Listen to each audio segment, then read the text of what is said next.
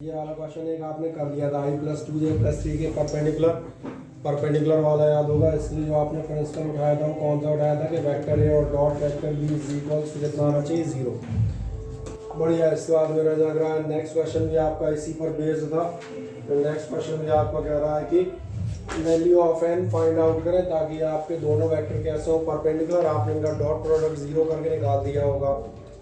Okay, N की value इसके लिए कैलकुलेट कर देते हो। इसके बाद था आपका एक एंगल बिटवीन वाला भी मैंने आपको बताया था। इसका पैटर्न आपका क्या था, इसके लिए आपका जो पैटर्न था वो था आपका vector A dot vector B is equals to मैंने कहा था कितना होता है मॉड ए मॉड बी और साथ में कॉस थीटा। यानी अगर आप एंगल कैलकुलेट करना चाहें तो cos theta is equals to कितना होगा, ये हो जाएगा आपके vector A dot vector B और अपॉन में आपके आ जाएंगे मॉड वेक्टर ए और साथ में मॉड वेक्टर बी। बाकी मैंने कहा जो आपके गिवन वेक्टर्स हैं इनके लिए आप ए डॉट बी निकालना आपको आता ही है। मॉड ए और मॉड बी हम बड़े आराम से कैलकुलेट कर ही सकते हैं, कि ये कोई बहुत बड़ी दिक्कत नहीं है। Okay, next problem. इसके बाद जब आप जाएंगे तो अगला क्या था, इधर find the work done in moving a particle vector S और एफ दिए थे। ये भी मैं आपको याद दिला देता हूँ क्योंकि ये ज़रूरी है। जब आप वर्क जा रहे थे मैंने कहा आप 9th तक पढ़ते हुए आते थे कि वर्क इज इक्वल्स टू होता है फोर्स इनटू डिस्प्लेसमेंट। लेकिन इस साल जब आप पढ़ेंगे तो आपका ध्यान जाएगा हमें लेना पड़ेगा वेक्टर एफ। और सवाल है डॉट क्यों। डॉट इसलिए क्यों आपको जो रिजल्ट चाहिए, रिजल्ट से मेरा मतलब है जो आपको ये चाहिए वेक्टर, जो आपका वर्क डन है ये कैसी क्वांटिटी है, ये है स्केलर क्वांटिटी। यानी आपको ऐसा प्रोडक्ट करना है कि रिजल्ट स्केलर आए। बढ़िया। जब ये आप कर लेते हैं एक आध क्वेश्चन और मैं करा देता हूँ, फिर आपको जो है एक दो प्रॉपर्टी बताऊंगा। ये आपसे कह रहा है particle is displaced through this much meter under the influence of this force calculate the work done. चले इस क्वेश्चन को भी हम कर देते हैं। क्वेश्चन लिखने की जरूरत नहीं है, यहाँ से आप लिख दें। आप सबसे पहले देखें आपका पार्टिकल का डिस्प्लेसमेंट दिया है, लिख दें मेरे साथ साथ। पार्टिकल का डिस्प्लेसमेंट कितना दिया है, vector R is equals to आपको दिया है 3i cap minus 2j cap और प्लस मैं आपसे कह दूंगा 2k कैप। साथ में आपसे कह रहा है under the influence of a force. Force हमारा कितना दे रहा है minus i cap plus j cap और माइनस 5k कैप। क्या आपको अंदाज़ है जैसे आप ये करेंगे तो वर्क डन कैलकुलेट करने को कह रहा है। वर्क डन हम कैसे निकाल सकते हैं, फिर हम वहीं जाएंगे। बिल्कुल सही आप कह रहे हैं। वर्क डन आप बताएंगे ये होगा फोर्स और डिस्प्लेसमेंट का डॉट प्रोडक्ट। और डॉट अब आपको याद है i2i j2j k2k आप करते हुए जाते हैं। कर दें i2i 3 और -1, ये मल्टीपल होगा आपका -3, 2 और -1 ये हो गया -2 और ये आपका होगा माइनस का 10 शायद, है ना, -15।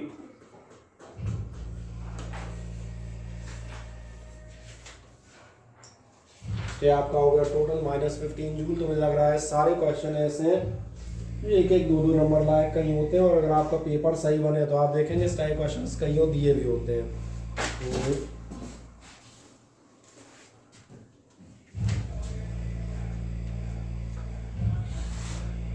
सही है। कोई डाउट इस क्वेश्चन में हो तो मुझे बताएं कहीं से कहीं तक। वैसे तो आप पूरा भी निकाल सकते थे, कर दिया है मैंने। हाँ बोले सर, वर्क माइनस पे क्यों आया सर, वो तो स्केलर है ना। स्केलर चीजें क्या प्लस माइनस नहीं हो सकती। मैं वैसा पूछ लेता हूँ टेम्परेचर कंफर्म है स्केलर होता है। मेरी बात ध्यान सुना। वर्क डन में इसलिए क्या, जो वर्क डन का प्लस और माइनस आपको हो सकता है कंफ्यूज करता।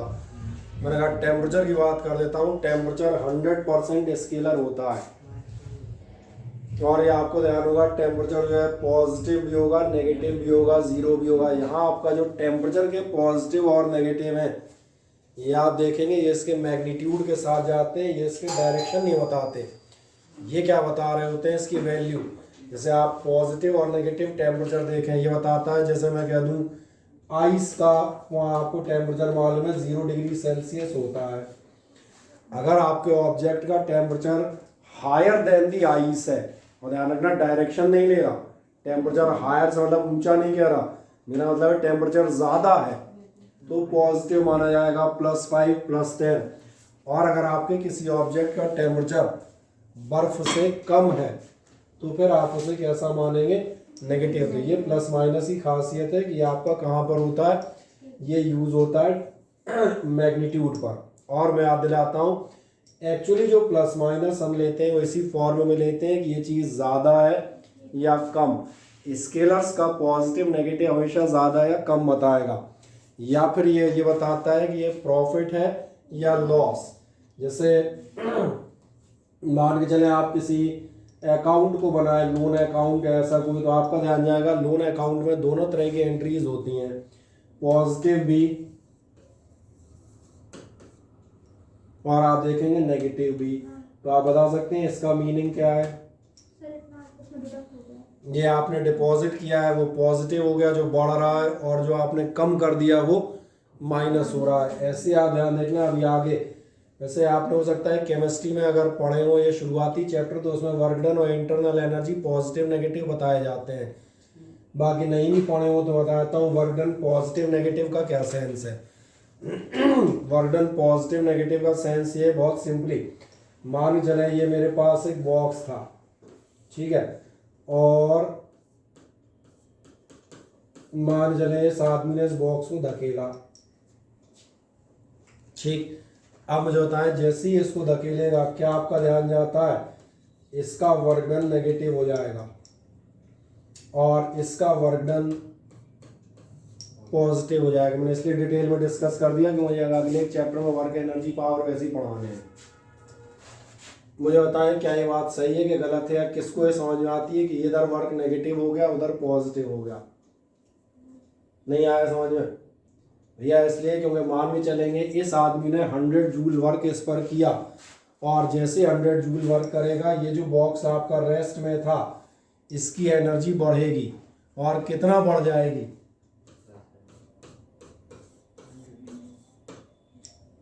एक मजेदार बात, ये चल पड़ेगा और जो आदमी था इसको पसीना निकल आएगा, और पसीना निकल आने मतलब समझ में आ रहा है इसकी एनर्जी कम हो जाएगी। कितनी कम हो जाएगी, ठीक है।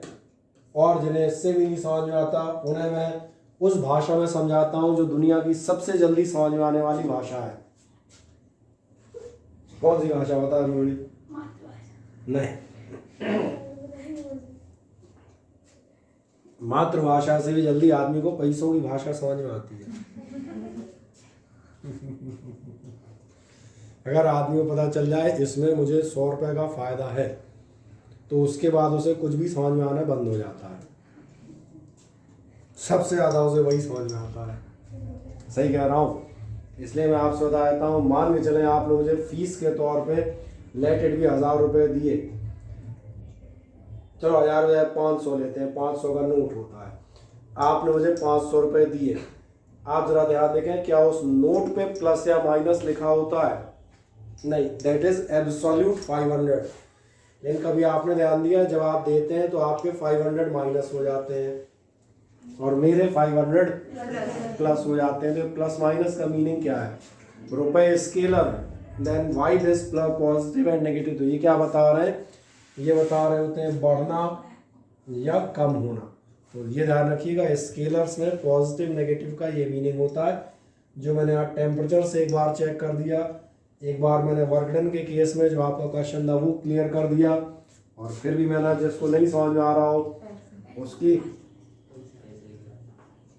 मातृ पितृ भ्रातृ सब जो भाषा है ना, हिंदी में कहावत है बाप बड़ा ना भैया, इसलिए मैंने कहा सबसे बड़ी लैंग्वेज आ जाए। तो ये वर्क डन एवरल समझ में आ जाता है? हाँ ना, बताएं। Yes sir. ठीक, एक और क्वेश्चन ये कंप्लीट कर दिया था, बढ़िया। एक और छोटा सा चीज़ देखते हैं। दो वेक्टर हैं, जरा इनके बीच का एंगल बताओ, जरा ट्राई करो। ऑब्जेक्टिव है ये, लिखना लिखना कुछ नहीं है, इसको वैसे ही ट्राई कर लो मनोरंजन के लिए। 60 second, not more than that. 90 degree. Yes sir. 90 degree, बढ़िया। पक्का? कैसे निकला? मैंने कहा ही था जब भी ऐसा कोई क्वेश्चन आए जनरली ऑब्जेक्टिव्स में आता है तो पहले एक बार 90 वाला चेक मार लेना। 90 वाला चेक ओरल लग जाएगा। कितना लग जाएगा? अरे ये क्या हो गया, पूरा पूरा बोर्ड ही बेचारा खिसक रहा है। ये हो जाएगा 2 4 जा 8, इसके बाद आपका 4 2 जा 8 और इसके बाद 4 4 जा -16 यानी बराबर 0। अगर आपका, मैंने कहा समझ आ रही मेरी बात? कल भी जब वो क्वेश्चन करा था cos थीटा ए बी वाला, तभी मैंने कहा था पहले क्या करना, एक बार ओरल या ज़्यादा हो तो रफ में यही बगल में आप एक 90 डिग्री वाला चेक मार देना। और जैसे ही 90 वाला चेक मारोगे तो आपको नजर आएगा इसका टोटल 0 आ रहा और इसका टोटल 0 आने वाला। If the dot product of two vectors is 0 then definitely these vectors will be perpendicular to each other. तो ये समझ में आता है, इसलिए मैंने कहा था 60 सेकंड इस क्वेश्चन के लिए बहुत होते हैं। चले एक और पिद्दी सा क्वेश्चन देखें। A body acted upon by a force of 50 newton, 50 newton का फोर्स लगाया है, 10 मीटर डिस्प्लेस हो गई है at an angle of 60 degree. तो बताएं वर्क डन कितना होगा?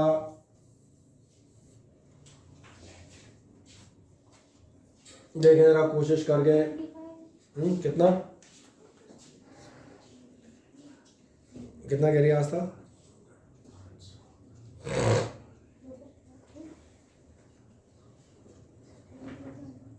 सर 250। 250 जूल ये एक आंसर है। 250 जूल आप भी इससे एग्री करते हैं, बढ़िया। और कोई इसके पोजीशन में हो तो बताओ। अच्छा कुछ नोटा वाले भी होंगे। नोटा मतलब बोले कोई कैंडिडेट पसंद नहीं, ऑल द 4 बोले अभी एक भी समझ में नहीं आ रहा। ठीक है बताओ अनुपम, समझ में आया नहीं आया? नहीं आया? बढ़िया। क्या है क्वेश्चन? जरा क्वेश्चन पढ़े, पढ़ो पढ़ो जोर से पढ़ो। A body acted upon by a force of 50 Newton बढ़िया, फोर्स गिवन है, is displaced through a distance 10 meter distance भी गिवन है, बढ़िया। in a direction making an angle of 60 degree. मैंने थीटा भी गिवन है, ठीक है। With the force, the work done by the force. बढ़िया। वर्क डन का फॉर्मूला बताएंगे क्या होता है? Force into हैं? force into distance. ठीक, force into displacement work done का फॉर्मूला नहीं होता है। अपन ने 2 दिन इसी बात पे खर्च किए हैं कि वर्क डन का फॉर्मूला होता है, Vector. है ना। और मोटा डॉट लगाता हूँ सबको दिखे, एकदम ये वाला लगाऊंगा, ठीक है ना। आप तो ठीक है।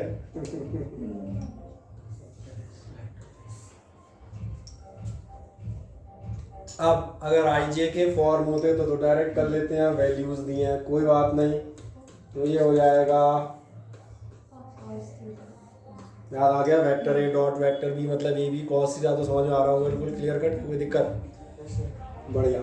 तो फिर कितना हो गया? बात तो कर लो गया, कितना था? 50 न्यूटन था,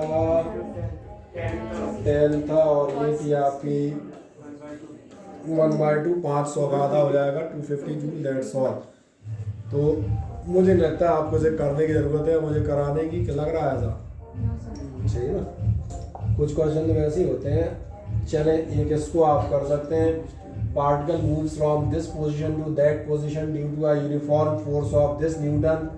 तो एक काम करो, इस क्वेश्चन को लिख दो, ये एक खतरनाक क्वेश्चन है।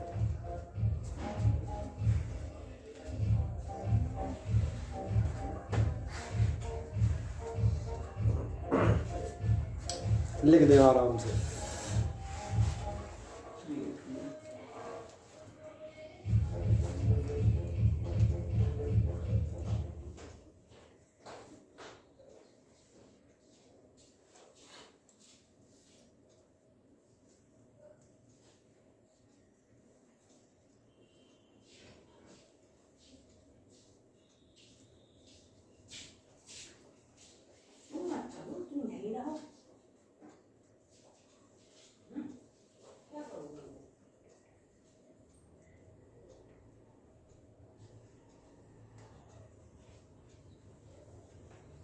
दीदी ऑप्शन मत लिखना, तो ऑप्शन थोड़े ना लिखे जाते हैं।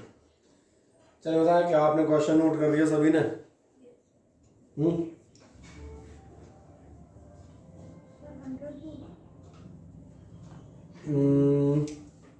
निकालना पड़ेगा, एक मिनट में सीखना पड़ेगा, ऐसे नहीं बता सकता। चलो पहले तो बताऊँ, ये क्वेश्चन जो है था खतरनाक क्वेश्चन है। क्वेश्चन खतरनाक नहीं था, वो तो मैंने इसलिए कहा था कि तुम जब तक लिखो तब तक मैं बैठ लूँगा, खड़े खड़े थक गया था और कोई बात नहीं, ठीक है ना। पहले बता देता हूँ इस क्वेश्चन के दोनों पार्ट। इस क्वेश्चन जिन पार्ट में हमने पहले ही सॉल्व कर रखे हैं, ज़रा कल की याद करो। कल एक क्वेश्चन कराते समय मैं पूछ रहा था, कोई आदमी 100 मीटर पे खड़ा है और 120 मीटर पे पहुंच गया तो उसका डिस्प्लेसमेंट कितना होगा, दिस माइनस दिस। कल आपने क्वेश्चन किया हुआ था। जरा कह रहा है particle move from position this to this, इधर से उधर गया कोई फोर्स लगने पे। तो पहले तो एक काम करें, आप इसका डिस्प्लेसमेंट निकाल लें। और डिस्प्लेसमेंट आपके समझ में आ गया? मैंने कहा क्वेश्चन आप कर चुके हैं, डिस्प्लेसमेंट कैसे निकालेंगे। तो चलो मैं तुम्हारे तरीके से लिख के कर देता हूँ आराम से, जैसे तुम लिखना चाहते हो। 14i cap plus 13j cap plus मैंने कहा 9k कैप, और ये आपका 3i cap plus 2j cap और माइनस 6k कैप, ऐसे ही निकालोगे ना। डिस्प्लेसमेंट माइनस करके कितना निकलेगा करना, 14 माइनस 3 कितने हो जाएंगे, 11j कैप। ये कितने होंगे, 13 माइनस 2, ये भी 11 ही होंगे यार। और 9 प्लस 6 कितने हो जाएंगे, 15k कैप। तो चलो इसको ऐसा लिख देता हूँ, vector R is equals to, आपका आ गया। किसी को कोई समस्या? मैंने कहा ये पार्ट ऑफ द क्वेश्चन आप ध्यान देखें, हमने कल एक बार किया था कि कोई आदमी यहाँ से वहाँ जा रहा है, then what will be the displacement.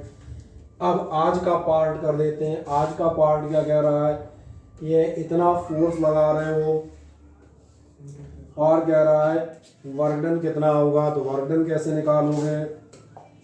अब भाई अभी कई बार निकाल दीजिए। सिंपल वर्क डन आप बताएंगे, W is equals to vector F dot vector R। चलो ज़्यादा है तुम्हें नहीं डायरेक्ट समझ में आता तो आराम से लिख लो। वेक्टर F कहाँ गया पूरा, ये 4i प्लस j और प्लस 3k, यही है। और डिस्प्लेसमेंट मैंने कहा नीचे लिख दो, कोई समस्या नहीं, उससे कोई दिक्कत नहीं है। इसको हम नीचे लिख देंगे 11j कैप प्लस, सॉरी सारे j कैप लिख देंगे,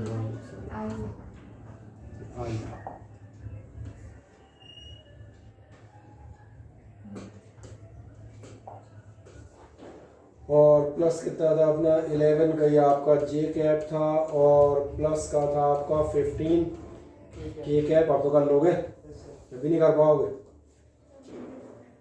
100 ही आ रहा है, ठीक बढ़िया। ये हो जाएगा 44 प्लस हो जाएगा आपका 11 और प्लस हो गया आपका 15 3 या 45, यानी कुल मिलाकर इनकी बात बिल्कुल सही है। ये हो जाएगा आपका 100 जूल, सही है। निकाल दें आराम से, कहीं कोई दिक्कत नहीं। W is equals to vector F dot vector R। तो जल्दी से ये निकाल ही दिया होगा पहला पार्ट, और सेकंड पार्ट इसमें चले जाएं। कोई डाउट हो तो पूछ लें।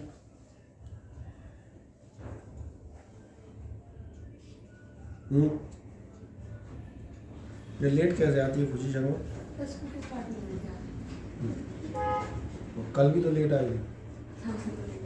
अच्छा, उस दिन लेट हो गई। तो कल पूछूंगा, आज क्यों बोले आज ऐसे?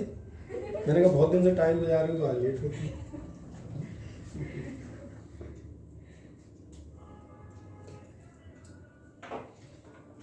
चलो कर दिया कंप्लीट। आए तो एक और देख लेते हैं, एक छोटा सा। ये क्वेश्चन आप पहले ही कर चुके हो, ध्यान देखें। The two vectors A and B, आपका summation A plus B perpendicular to the difference A minus B, the ratio of their magnitude, जिससे मिलता जुलता है क्वेश्चन हमने किया हुआ है। चलो इस क्वेश्चन को लिख दो थ्रू, एक मिनट में लिख दें। For two vectors, vectors A and B, लिख दें for two vectors, vector A and vector B,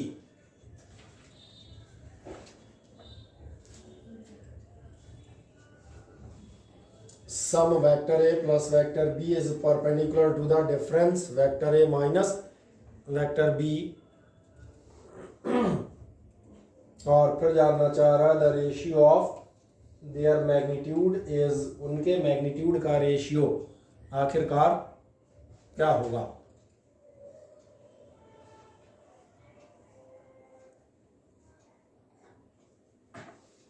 क्या आपने इतना कर दिया, हाँ ना? बस ऑप्शन मत लिखना, ऑप्शन की जरूरत नहीं हो तो अपन डायरेक्ट निकालेंगे ना।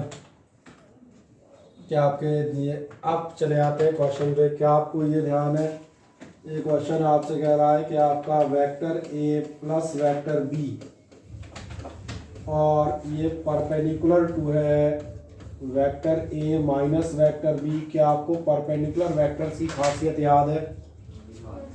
उनका डॉट प्रोडक्ट 0 आता है। बढ़िया। इसका मतलब क्या हो जाएगा?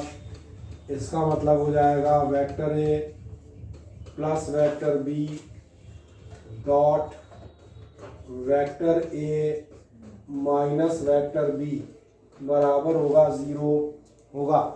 इसका मतलब, और आगे जाए ध्यान से, इसका मतलब होगा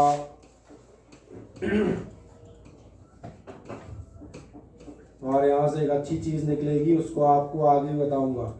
vector A dot vector A minus vector A dot vector B और प्लस आपका vector B dot vector A और ध्यान देखें minus vector B dot vector B बराबर होगा 0।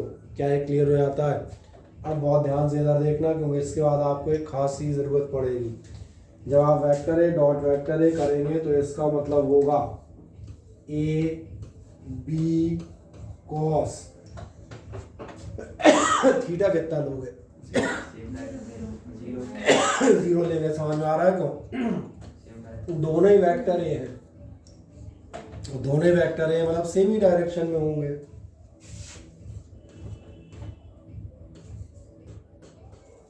ए और बीच के बीच का एंगल कुछ ना कुछ होगा।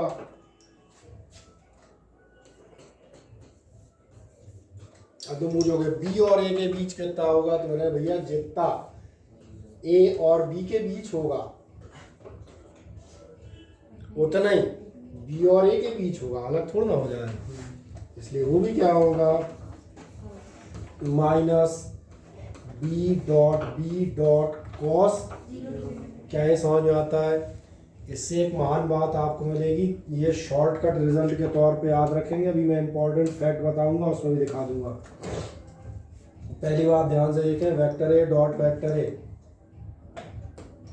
जब आप वेक्टर ए डॉट वेक्टर ए करते हैं तो ये वास्तव में ए स्क्वायर हो जाता है। याद रख सकते हैं, बार बार निकालने की जरूरत नहीं। और ध्यान रखना, ए डॉट बी और बी डॉट ए ये आपस में बराबर होते हैं, क्योंकि ये ए बी कॉस थीटा होता है, ये बी ए कॉस थीटा होता है, दोनों सेम होते हैं। चलो अपने बचे हुए पार्ट पे जाते हैं। बचा हुआ पार्ट आपसे कहेगा, ये हो जाएगा ए स्क्वायर, ये ध्यान जा रहा होगा तो कैंसिल हो जाएंगे, और माइनस बी स्क्वायर और इज इक्वल्स टू आपका चल रहा था 0। बस हमारा क्वेश्चन हो गया। आप यहाँ तक आ जाए, एक लाइन और लिखूंगा बस। रेशियो जानना चाह रहा था शायद, ए अपॉन बी बराबर 1 आएगा। डायरेक्ट भी लिख सकते हैं, नहीं तो मैं एक लाइन बढ़ा के लिख दूंगा, कोई दिक्कत नहीं है। आप यहाँ तक पहुँच जाएं।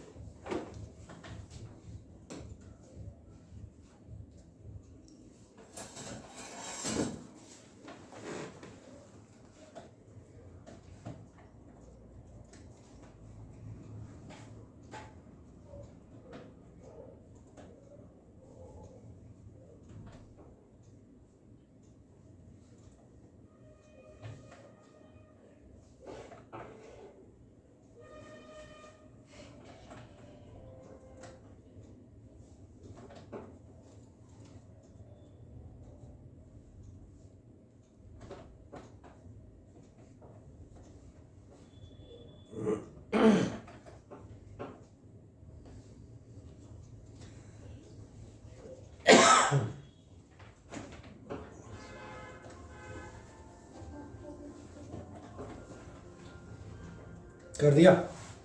बस तो फिर तो एक लाइन और जैसे बढ़ानी है बढ़ा दो, इसका मतलब ए स्क्वायर बराबर बी स्क्वायर, यानी कि ए बराबर बी है, तो फालतू की चीज़ें हैं, कायदे से हम बता दें डायरेक्ट लिख सकते हैं। तो रेशियो कितना हो जाएगा 1, सही कहा था मैंने।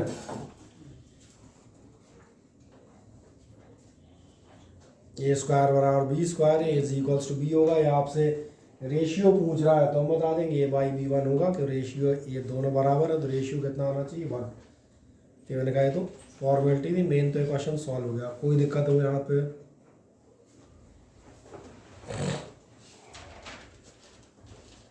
ठीक, चले ये तो अपन वेक्टर प्रोडक्ट पे चले गए। अब आपको एक आध दो छोटी छोटी चीज़ें और मैं बता दूं, फिर इसके बाद मैं आगे जाऊंगा और वो आपको बताता हूँ।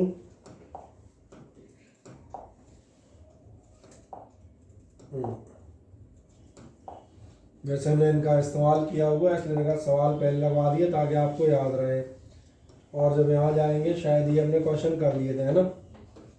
ओके, ये थी आपकी कुछ प्रॉपर्टीज में क्या होगा ध्यान देखना।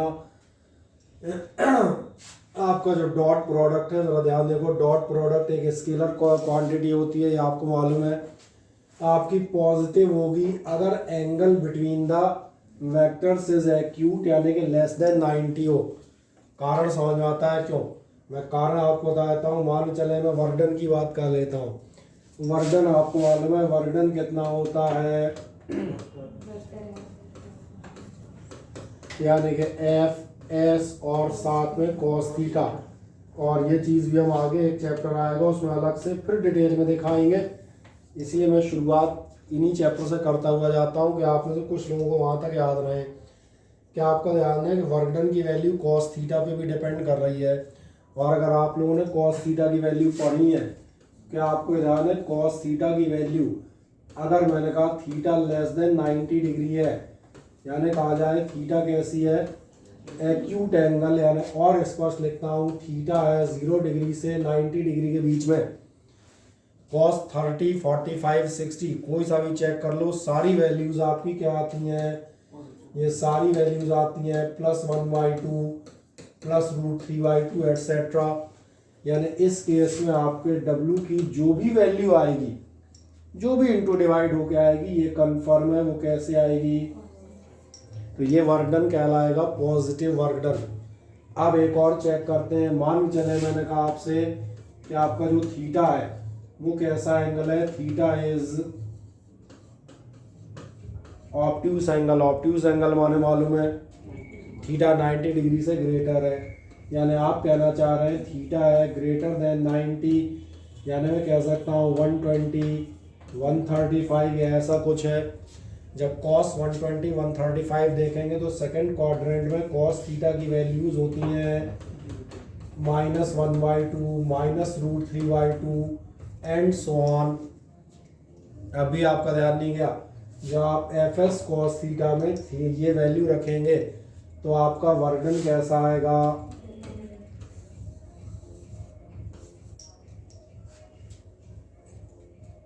तो लगे हाथ एक छोटी चीज और देख लो। अगर बाय द वे थीटा ना एक्यूट है और ना ऑब्ट्यूस है,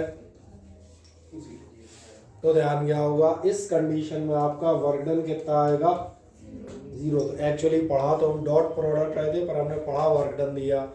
वर्क डन के आगे चल के आप 3 टाइप पढ़ेंगे। वर्क डन कितने टाइप का होता है, 3 टाइप का। कौन कौन से 3 टाइप होते हैं, पॉजिटिव वर्क, नेगेटिव वर्क और जीरो वर्क। कब कौन सा होता है तो आप बता सकते हैं, जब फोर्स और डिस्प्लेसमेंट का एंगल लेस देन 90 हो, एक्यूट एंगल हो, तो वर्क डन पॉजिटिव माना जाता है। जब दोनों के बीच का एंगल ऑब्ट्यूज हो, ग्रेटर देन 90, तो नेगेटिव माना जाता है। और अगर दोनों बाय द वे परपेंडिकुलर है तो 0 माना जाता है। और 0 वाले वर्क डन का एक बहुत पुराना एग्जांपल देता हूँ, 9th का, अगर किसी को याद हो। ये अपन पढ़ा करते थे कि अगर किसी आप रेलवे प्लेटफॉर्म पर भविष्य में जाकर कुलीगिरी करेंगे, कर सकते हैं, बुराई का।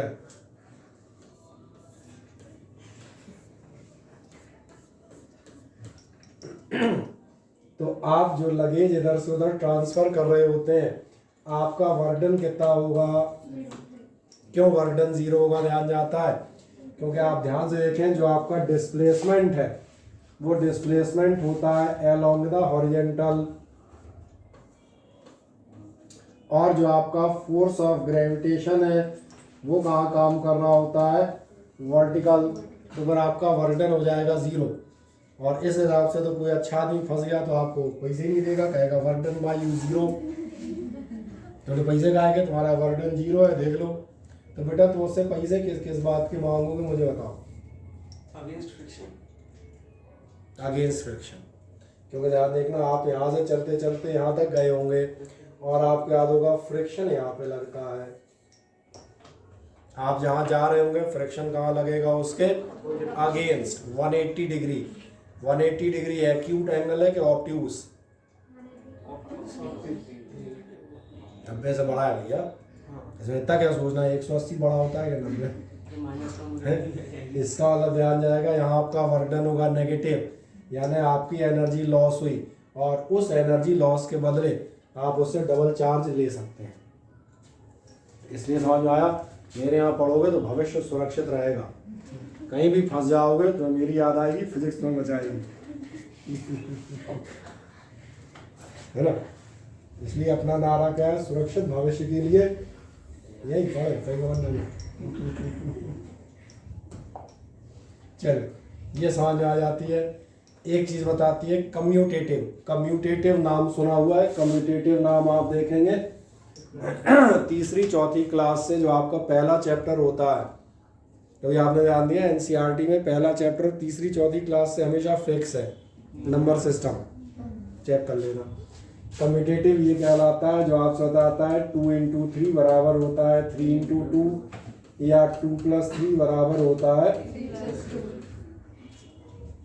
ऑर्डर चेंज करने पर, क्रम बदलने पर वैल्यू नहीं बदलती। तो बस ये मैंने अभी याद दिखाया था ए डॉट बी बराबर बी डॉट ए। जो अभी वो क्वेश्चन कर रहा था मैंने कहा था ए और बी के बीच का एंगल वही होगा जो बी और ए के बीच का होगा, थोड़ा ना हो जाएगा। चाहे आप ए बी कॉस थीटा लिख दें चाहे बी ए कॉस थीटा देखें, दोनों बातें सेम आएंगी। छोटी छोटी चीज़ें इसलिए बहुत ज़्यादा नोट करने की जरूरत नहीं है। वेक्टर आपके डिस्ट्रीब्यूटिव होते हैं।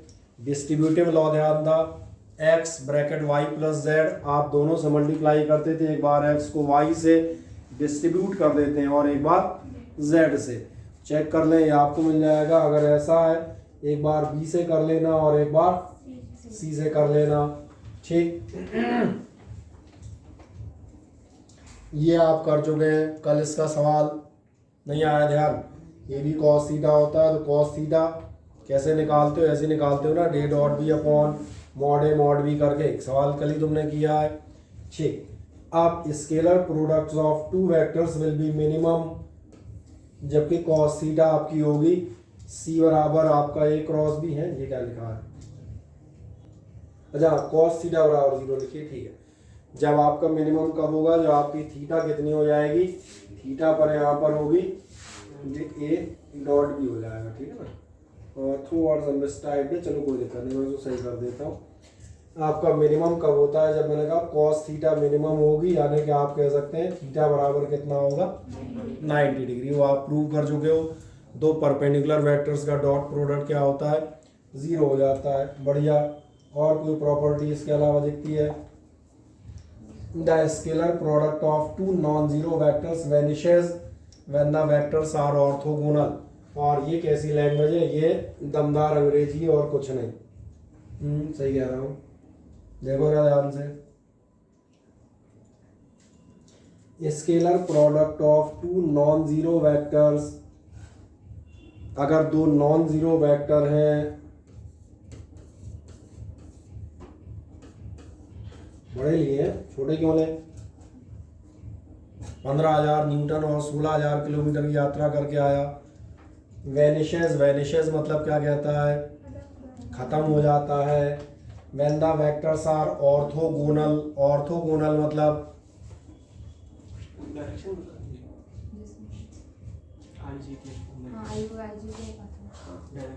ऑर्थोगोनल भूल गए, आपसे कहा था ऑर्थोगोनल यूनिट वेक्टर।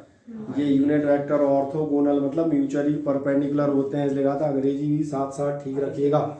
कई बार पेपर में इसलिए अटक जाएंगे कि ये ध्यान नहीं जाएगा कि अगर ये आपस में ऑर्थोगोनल है, यानी हिंदी में बताता हूँ परपेंडिकुलर है, तो इनका वेनिशेस मतलब कितना आएगा डॉट प्रोडक्ट, ये लिखा हुआ है। ये लैंग्वेज एक आध बार इसलिए दी जाती है तो ये समझ में आया, कई बार ऐसा भी हो जाता है। समझ आ गया। सिंपल भाषा में क्या होता, scalar product of two perpendicular vector is 0। ये सिंपल भाषा है। और ये क्या कह रहा है, vanishes when the vectors are clear हो गया, इसलिए लिख के दिए। चलें, सेल्फ डॉट प्रोडक्ट अभी आपके सामने किया था, अभी जो just A square B square वाला क्वेश्चन कर रहा था, क्या कहा था, वेक्टर ए डॉट वेक्टर करोगे यानी वेक्टर ए का स्क्वायर करोगे तो क्या होगा, ए कॉस थीटा, और ये थीटा कितनी हो जाएगी, तो ये आपका कितना आ जाएगा ए स्क्वायर। तो क्या ये समझ में आता है, खुद का स्क्वायर कर सकते हैं।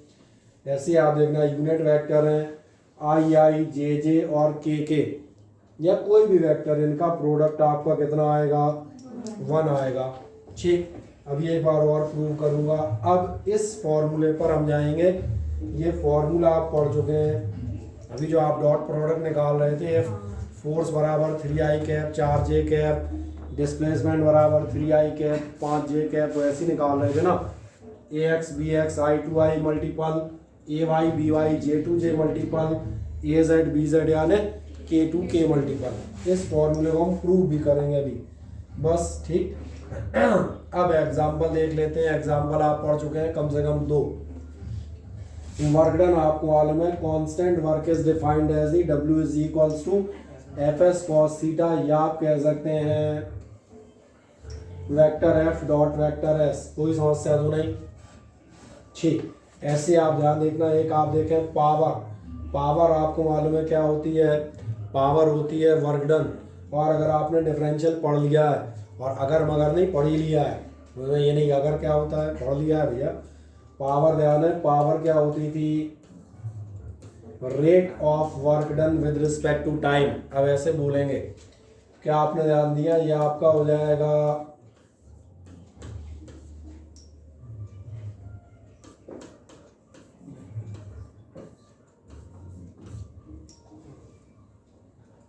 सही बोल रहा हूँ।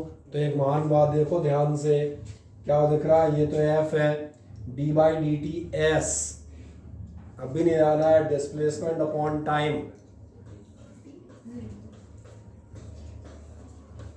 ये कहलाती है वेलोसिटी। इसमें कहा था ये प्रूव हम वर्क वाले चैप्टर में फिर से करेंगे। क्या करेंगे, W is equals to F dot S होता है, डी डब्ल्यू आई क्या होगा, vector F dot D S by D T. लेकिन D S by D T हमें पता है ये हो जाती है वेलोसिटी, तो इसलिए पावर क्या हो जाती है एफ डॉट वी, यानी कि फोर्स वेक्टर और वेलोसिटी वेक्टर का डॉट प्रोडक्ट। और इसीलिए आप समझ में आ रहा होगा जब मैं कहता हूँ डिफरेंशियल, इंटीग्रल और वेक्टर की आपको आगे ज़रूरत पड़ेगी। समझ में आ रहा होगा क्यों पड़ेगी, क्योंकि किसी अगले चैप्टर में जाके 6वें 7वें में पढ़ रहे होगे वर्क पावर एनर्जी, आपसे दिया होगा फोर्स इज इक्वल्स टू है 3i cap plus 4j cap, आपसे दिया जाएगा velocity vector is 6i cap minus 2j cap, find the power of machine. अब तो कह रहे हो वो सब तो ठीक है, इनसे कैसे मिलेगी, मैंने कहा इनसे ओरल मिलेगी। पावर कैसे मिलती है, डॉट यानी 6 3 या 18 और माइनस 8 यानी 10, और बस पावर की यूनिट की जरूरत पड़ेगी, कैलकुलेशन तो ओरल हो जाएगी। सही कहा मैंने, इसलिए ये ध्यान रखेंगे। अब इसके बाद ये तो आप क्वेश्चंस थे, बढ़िया। एक छोटा सा काम हम कर देते हैं, एक छोटी चीज़ लिखते हैं, प्रूव दैट। बस उस प्रूव को करने बाद फिर हम आगे बढ़ जाएंगे।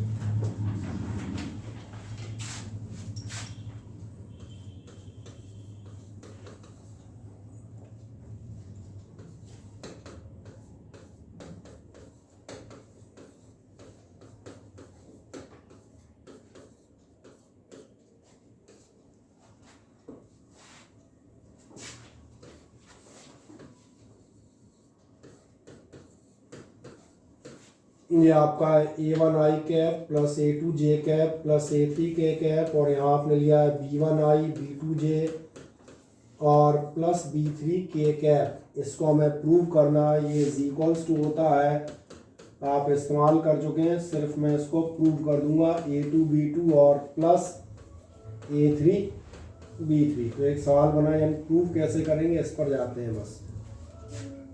ठीक, तो पहले एक हेडिंग डाल दें। प्रूफ क्या करना है, A1 i cap plus A2 j cap plus A3 k cap dot B1 i cap plus B2 j cap plus B3 k cap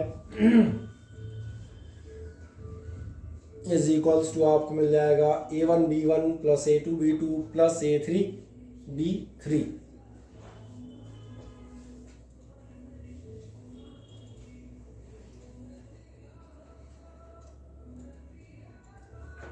लिख दिया इतना बस। तो आप प्रूव करने के लिए चलते हैं बड़े मजे से। अब ये प्रूव आपको आसान इसलिए हो जाएगा क्योंकि आप न्यूमेरिकल कर चुके हैं, तो आपको अब मोटे तौर पे ज़्यादातर जानकारियाँ आपके पास मौजूद हैं। आए जैसे ही मैं इसको इंटू करने जाऊंगा, बड़े ध्यान देखना, ये आपका होगा, ये ध्यान जा रहा है, इसका मल्टीप्लाई इससे होगा, फिर इससे होगा, और फिर इसका मल्टीप्लाई, ब्रैकेट खोलना तो आते हैं ना सबको, फिर मैंने एक बार दिखा दिए, ऐसे दूसरे वाले का तीनों से और तीसरे वाले का तीनों से। तो इसलिए मुझे ऐसा लगता है कि मुझे इक्वल टू यहाँ ना लिखते हुए यहाँ लिख लेना चाहिए। इसलिए एक्चुअल में क्या आएगा ध्यान देखना, A1 i कैप उससे मल्टीप्लाई करो, कितना होगा A1 B1 i cap dot i cap, अगली बार उससे करो तो कितना होगा A1 B2 i cap dot j cap, दिख रहा है, प्लस तीसरा करें तो आपका होगा A1 B3 i cap dot k cap. कोई समस्या है अदर? चलो 3 टर्म लिख दो मेरे साथ, फिर मैं और आगे बढ़ूंगा।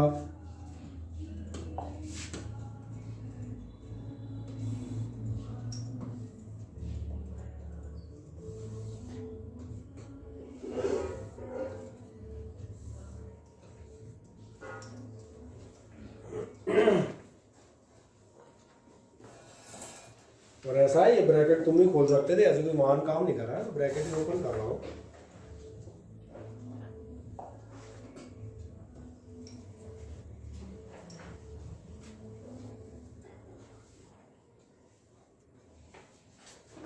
कोई समस्या है अदर? आगे भी करते हैं, मैंने ग्रीन कलर में दिखा दिया है, इसलिए आपका A2 वाला होगा, ये आपका होगा A2 B1, और डॉट में आएंगे आपके J cap dot I cap, plus आपका हो जाएगा A2 B2, ये होंगे आपके J cap dot J cap, और आगे बढ़ते हैं तो प्लस आपका हो जाएगा A2 और B के साथ हो जाएंगे 3, यानी J cap dot K cap. अब तीसरा वाला ले लेते हैं, ऐसे A3 वाला टर्म तीनों साथ मल्टीप्लाई करें। चलो मजे से करते हैं। पहला होगा A3 B1 K dot I, plus आपको मिलेगा A3 B2 K dot J, और प्लस आपको मिलेगा A3 B3 K dot K। सब हो गए? ये रह गया बेचारा, सब हो गया, मुझे ऐसा लग रहा है।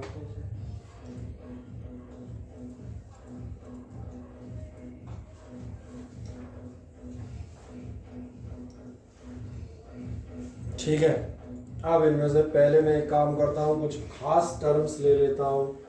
कुछ खास टर्म जो मैं लूँगा उनको देखो जरा ध्यान से। मैं इसमें लेता हूँ I डॉट J। क्या आपने 9 टर्म्स लिख दिए? अब मैं यहाँ पर एक खास बात दिखाता हूँ, वो आपको ये दिखाऊंगा कि मैं लिखूंगा बट I डॉट J बराबर होगा 1 1, क्योंकि ये होता था A B cos theta. I cap J cap unit vector है, तो पहले की वैल्यू भी 1, दूसरे की वैल्यू भी 1, लेकिन मज़ेदार बात है साथ में होगा, वैसे तो आप डायरेक्ट 0 भी कर सकते थे, क्योंकि अब तक आपको याद है I और J X और Y परपेंडिकुलर होते हैं, और 2 परपेंडिकुलर का डॉट 0 होता है। पर चूंकि अपन प्रूफ में, इसलिए मैंने डिटेल में कर दिया, कोई समस्या नहीं। क्या ये समझ में आता है? और अगर ये समझ में आया तो एक सेकंड इधर देखो, अगर I और J 0 है तो इसका मतलब भैया I और K भी 0 होंगे, तो फिर तो J और I भी 0 होंगे, फिर तो आपके K और J 0 होंगे, एक Y एक Z, एक आपका KI भी 0 होगा, JK भी 0 होगा। तो एक काम कर देते हैं, इसको इधर ले लेते हैं। I डॉट J आपने 0 लिखा था, यहाँ बता देते हैं। सिमिलरली 2 के लिए बता देता हूँ, जे डॉट के और बराबर मैंने कहा के डॉट आई, ये सब जीरो हो जाएंगे। तो देखो ध्यान से, आधे से ज़्यादा तो जीरो हो गए। गोले मैंने इसलिए मार दिए ताकि आपको दिखते रहे। तो फिर बच कौन रहा है? आई जे और के मैं आता है रोज सुनने में। ये देखो इसने टी शर्ट में लिखा रखा है क्यूट बट साइको। मुझे हंसी क्यों आई थी शुरू में बताऊँ? कल मैं एक अनिल कपूर की पिक्चर देख रहा था। अनिल कपूर और क्या नाम है, सुष्मिता सेन है उस पिक्चर में। पिक्चर का नाम मुझे भी नहीं मालूम। मैं पिक्चर हमेशा बीच से देखता हूँ, बीच में ख़त्म कर देता हूँ। उसमें अनिल कपूर एक पुलिस वाला बना है न्यूयॉर्क कहीं पे, उसी भी साइको है। जब देखो तलवार लेकर के पीछे मेरे क्या सारी हो जाए, एक आध दिन ये निकाल ले। क्या बोले सर?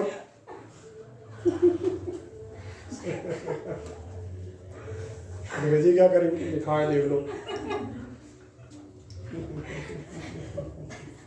ठीक, ये तो मजाक था। आए मैंने कहा ये सारे समझ में आते हैं। इसके साथ दिखाएगा एन, और एंड में ज़रा देखें, इसकी बात कर देता हूँ। आई और जे कहाँ बात है, ये रहे, ठीक है। और एक मिलेंगे आपको के एंड के।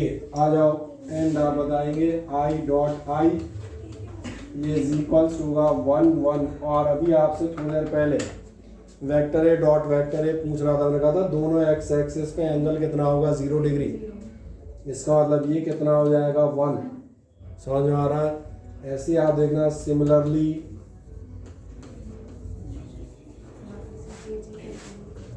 जे डॉट जे और इज इक्वल्स टू आप कह देंगे के डॉट के इज इक्वल्स टू कितना रहेगा, सारे 1 1 cos 0। नहीं आया समझ में? कोई डाउट हो तो पूछो, कोई दिक्कत? बस तो रख दो वैल्यू। अब क्या बचा? इसका मतलब अपन यहाँ से पहले तो वैल्यू दिखा दो, थोड़ा छोटा कर दूँ उसको। तो अपन यहाँ से सीधे यहाँ आ जाते हैं, आराम से वैल्यू दिखा दें मजे से।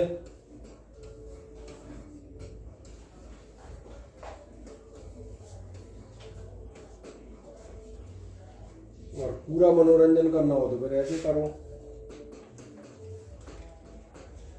1 2 3, 1 2 और 3 प्लस A2 B2 प्लस 1 2 और 3, और लास्ट क्या मिलेगा आपको,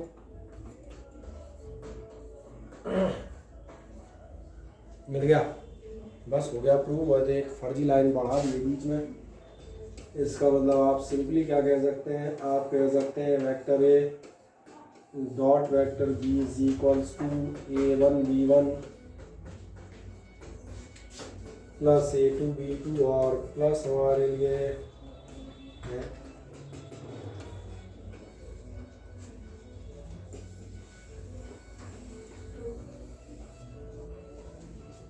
चेक। हो गया प्रूव। इस तरह से हमारा डॉट प्रोडक्ट जो है कंप्लीटली खत्म होता है। अब हम बढ़ेंगे क्रॉस प्रोडक्ट पे।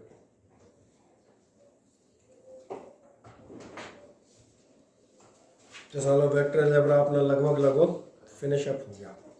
बढ़िया। अब आप जो है साइड बाय साइड टेस्ट देते आइए तो बेहतर रहेगा, है ना।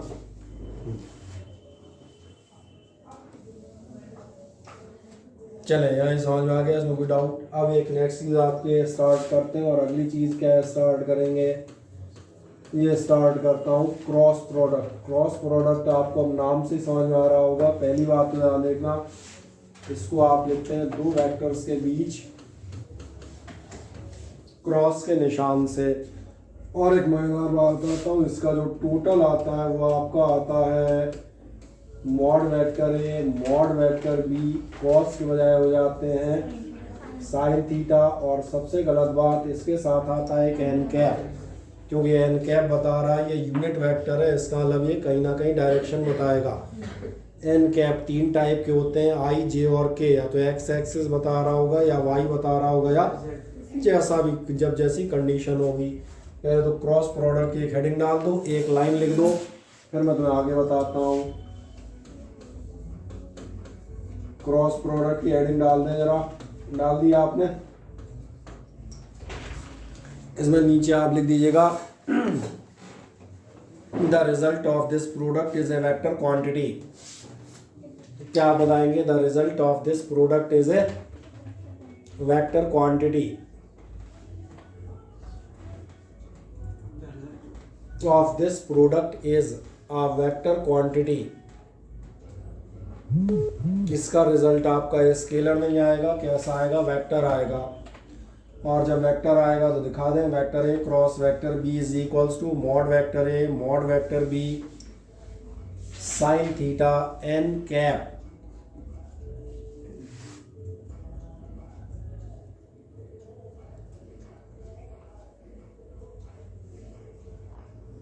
देखिए mod A mod B sine theta N cap, हाँ ना बताएं।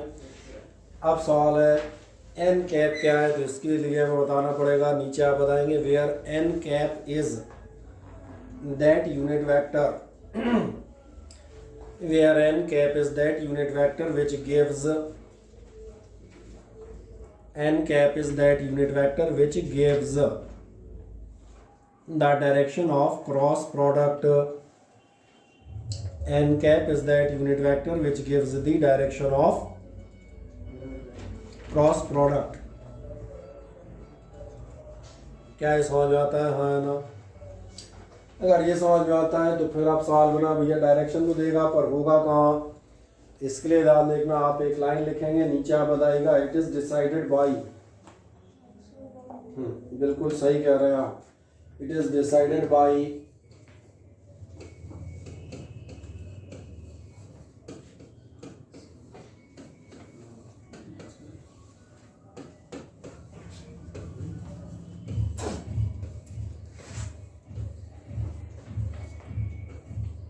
Maxwell's right handed screw rule. किस रूल से आता है? Maxwell's right handed screw rule से। एक मिनट दिखा देना आगे बढ़ जाओ। कौन कौन है? मोहित, थोड़ा उधर तो लाइट पड़ती है। मोहित, कार्तिक, भाई, शबरल और आर्या। ठीक है चले। Maxwell's right handed screw rule आपको क्या चीज़ बताता है ये बताता हूँ। पहली बात तो ये सिंपली ये कहता है क्रॉस प्रोडक्ट का डायरेक्शन क्या होता है, जिस डायरेक्शन में आपका स्क्रू जाता है वही डायरेक्शन ऑफ क्रॉस प्रोडक्ट होता है। इन शॉर्ट ये है, एक लाइन लिख दें, इसमें डैश मार के लिए आप लिख दिएगा the direction of cross product, the direction of cross product, direction of cross product is the direction of advancement, cross product is the direction of advancement of a right-handed screw, is the direction of advancement of a right-handed screw on rotating it, right-handed screw on rotating it along the order of, rotating it along the order of the given vectors, along the order of given vectors। ठीक है, अब ये बाद में देखेंगे कि कहाँ होता है। पहले तो अपन स्क्रू से निपट लें। पहले मुझे बताएं, आपने कभी अपनी जिंदगी में पेच खोले या कसे हैं? हाँ ना बताएं। पेच खोले नहीं कसे हो तो बोतल के ढक्कन तो खोले कसे हो सकते हैं, क्योंकि वो भी स्क्रू ही होते हैं, कोई दिक्कत नहीं। जरा एक बात बताएं, ये कोई स्क्रू है और इसको मैं घुमाता हूँ, कहाँ घुमाता हूँ? तो इसको मैं घुमाऊंगा, चलो यहाँ लिख भी देता हूँ क्लॉकवाइज। क्या आप बता सकते हैं ये स्क्रू कहाँ जाएगा? अंदर की तरफ जाएगा, सही कह रहे हैं। और एक मजेदार बात है, परपेंडिकुलर टू प्लेन जाता है। समझ में आ रहा है? तो ये भी अपन याद रखेंगे। तो ये आएगा, ध्यान देखना।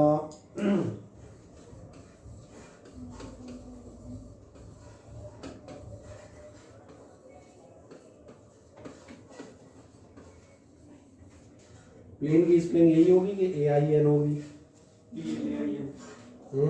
मुझे तो ये ताज़ा कंफ्यूजन नहीं, कहीं कहीं मुझे कंफ्यूजन हो जाते हैं, तो बड़ी बात नहीं है, मुझे हुआ तो वो ध्यान नहीं आता कई बार। चलो तुम कह रहे हो तो मैंने ये वाला कर दिया है। वही था सर, पहले वाली होती है ये गलत है। आइदर ऑफ द टू, ठीक है ना। तो मैं जो बात कर रहा था परपेंडिकुलर टू द प्लेन होगा, पहली बात ये दिख रहा होगा, इस प्लेन के परपेंडिकुलर डायरेक्शन में स्क्रू चलेगा, चाहे बाहर आए और चाहे अंदर जाए, जबकि आप घुमा प्लेन कर रहे होते हो। ये सबसे बड़ा खास बात है। और कहाँ जाएगा? क्लॉकवाइज घुमा रहे हो तो जाएगा, सही कह रहे हैं, इनसाइड इनवर्ड्स। अब उल्टा देख लें, इसी के बजाय अगर कोई पेंच आप इसको घुमा रहे हो एंटी क्लॉकवाइज, तो अब तो ऐसी समझ में आ गया होगा, ये आपका जाएगा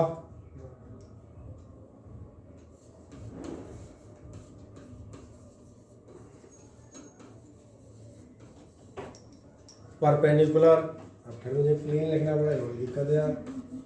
चलो मैं पहले वाले लिख देता हूँ, है ना। और कहाँ आएगा ध्यान रखना, ये आएगा आपका, क्या ये समझ में आता है? और एक खास बात देखें, अगर इनवर्ड देखोगे, अभी हम जहाँ यहाँ काम कर रहे हैं यहाँ की बात कर रहा हूँ, तो ध्यान देखना, ये मैथमेटिक्स में नेगेटिव जेड एक्सिस कहलाएगी। तो हमारी आदत होती है एक्स और वाई यहाँ मानने की, जनरली हम सब जेड आर पार मानते हैं, है ना। यानी अगर फिलहाल इस बोर्ड के लिए कहा जाए तो हम क्या कह सकते हैं, नेगेटिव जेड एक्सिस। और ऐसे ही ध्यान देखना, ये क्या होगी, क्या ये समझ में आते हैं, हाँ या ना? ठीक है, पहले एक काम करें, डायग्राम बना लें, फिर मैं एक मिनट बता देता हूँ क्या होगा स्क्रू से।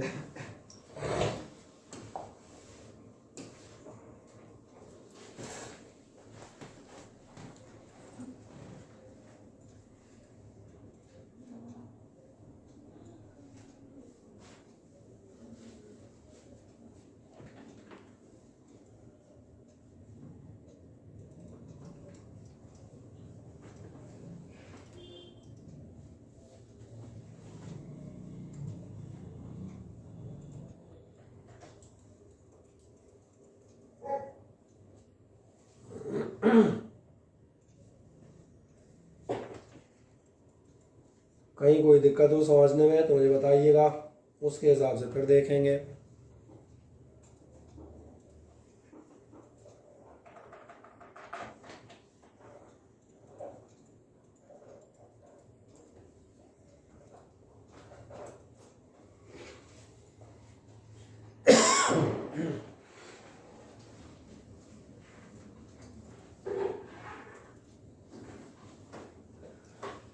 क्या इतना मिल गया, हाँ ना बताएं।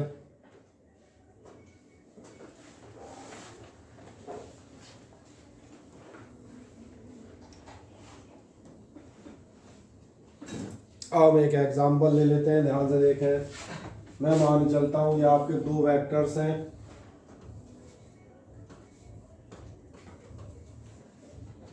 और ये हो गया आपका वेक्टर बी। अब किसी आदमी ने जो है इन दोनों वेक्टर्स का प्रोडक्ट निकाला। पहली बार जाता हूँ मैं, सपोज करता हूँ वो निकालता है vector A cross vector B. जैसे आप vector A cross vector B निकालेंगे तो ध्यान देखना, ये आएगा A B sine theta, magnitude तो ये आएगा एन कैप। अब एन कैप में कौन सा लूँ, तो ये कन्फर्म है एक्स वाई प्लेन पर आपके वेक्टर बने हैं, तो के वाले प्लेन पर जेड एक्सिस पर इनका रिजल्टेंट आएगा। अब आपका काम में आएगा लॉ। लॉ कहता है the direction of cross product will be the direction of advancement of screw, यानी जिधर स्क्रू जाएगा वही डायरेक्शन ऑफ क्रॉस प्रोडक्ट होगा। तो आदमी ने पूछा स्क्रू तो जाएगा किधर घुमाऊं, तो उसके लिए आपने लिखा है in the direction of order of vectors. आपने वेक्टर कैसे लिए दिख रहा है, ए क्रॉस बी के ऑर्डर में लिए हैं, हाँ या ना। और अगर ए क्रॉस बी लिए हैं, क्या आपको ऐसा दिखता है, ए क्रॉस बी का ऑर्डर ये है, ए टू बी इधर ही जाओगे ना, और A2 भी इधर जाओगे तो दिख रहा होगा कैसे जा रहे हो, एंटी क्लॉकवाइज। अब ये कहता है the direction of cross product will be the direction of advancement of screw when the कैसा rotating it along the direction of order. इस ऑर्डर में स्क्रू घुमाए किधर जाएगा, बाहर या आउटवर्ड। इसका मतलब मुझे कंफर्म हो गया ये डायरेक्शन होगा। नहीं आया समझ में, बाहर आ रहा है ऊपर आ रहा है, पॉजिटिव है। अभी एक दूसरा भी देखना, किसी आदमी ने बाय द वे कर दिया, उन्होंने कहा मैं उधर से निकालूंगा, कोई बात नहीं, बी क्रॉस से निकालोगे, मजेदार बात है, वैल्यू सेम रहेगी, वो अभी वही रहेगी, ए बी साइन थीटा चाहे बी ए साइन थीटा, आप चाहे जो कर लें, लेकिन सही कह रहे हैं। और इसके लिए देखते हैं जो बी क्रॉस से करेगा,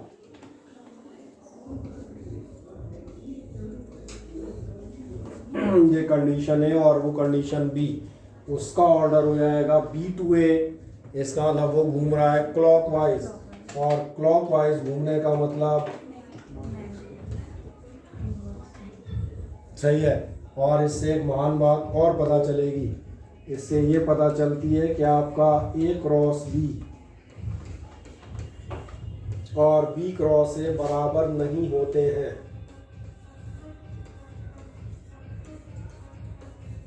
चेक कर लें, A क्रॉस B आपका उत्तर जाएगा तो B क्रॉस A दक्षिण आएगा।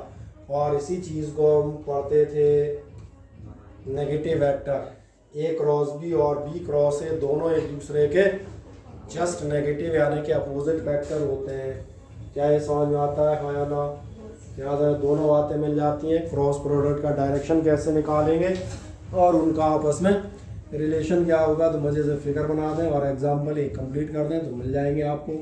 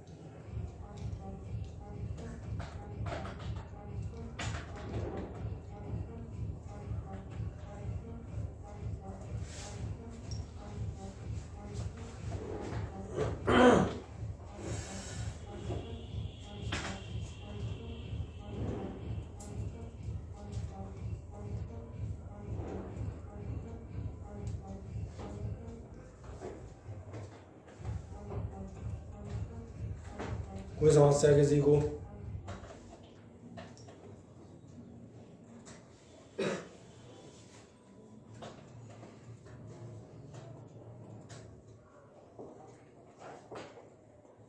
एक लास्ट चीज और बता देता हूं, ये सभी ने कंप्लीट कर दिया?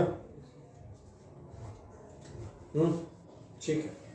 तो ये है कि अगर आपको बाय द वे वेक्टर आई जे के फॉर्म में दिए गए हो तो फिर आप क्या करेंगे? किसी का छूट तो नहीं है बच्चों? और वो आता है कि अगर आप जो है लेंगे, हम मान के चलते हैं vector A is equals to, मैंने मान लिया ये आपका A1 I cap plus A2 J cap plus A3 K cap, ध्यान दिया होगा डॉट प्रोडक्ट में भी हमने ये लिया था। और vector B is equals to मान के चल रहे हैं ये है आपका B1 I cap plus B2 J cap और प्लस मैंने कहा B3 K कैप। तो ध्यान देखना, A क्रॉस B हम एक बहुत खास मेथड से देते हैं, और जिस मेथड से आप देते हैं ये वहाँ दिखा देता हूँ। A क्रॉस B आपका एक टेबुलर फॉर्म में दिया जाता है। This table is called determinant in maths. अभी फिलहाल आप बायोलॉजी के स्टूडेंट हो सकते हैं, आपने डिटर्मिनेंट नहीं सुने हो तो आप टेबुलर फॉर्म याद रखोगे, कोई दिक्कत नहीं। टेबुलर फॉर्म कहता है कि आप अपने जो है आई जे और के ऐसे जमाइएगा।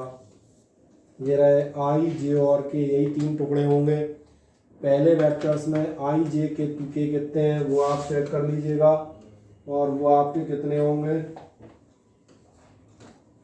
A1 A2 और A3 हैं, देख रहे हैं। तो यहाँ आप बता देंगे ये A1 ये A2 और ये किसी न्यूमेरिकल में 3 4 5 -6 हो सकते हैं। ऐसी इसको देख लीजिएगा आप, यहाँ आपको मिलेगा ये वही टेबल है जैसी आपने 10th में क्रॉस प्रोडक्ट की पढ़ी हुई थी। बस इस टेबल के साथ जो आप याद रखेंगे वो याद रखेंगे, इसका पहला कॉलम जो है वो लिया जाता है पॉजिटिव, दूसरा लिया जाता है नेगेटिव और तीसरा फिर लिया जाता है एंड सो ऑन। अगर ज़्यादा होंगे तो उनके अकॉर्डिंग, आगे अपने को तो खैर ज़्यादा जरूरत ही नहीं है। और इसका सॉल्यूशन होता है ये।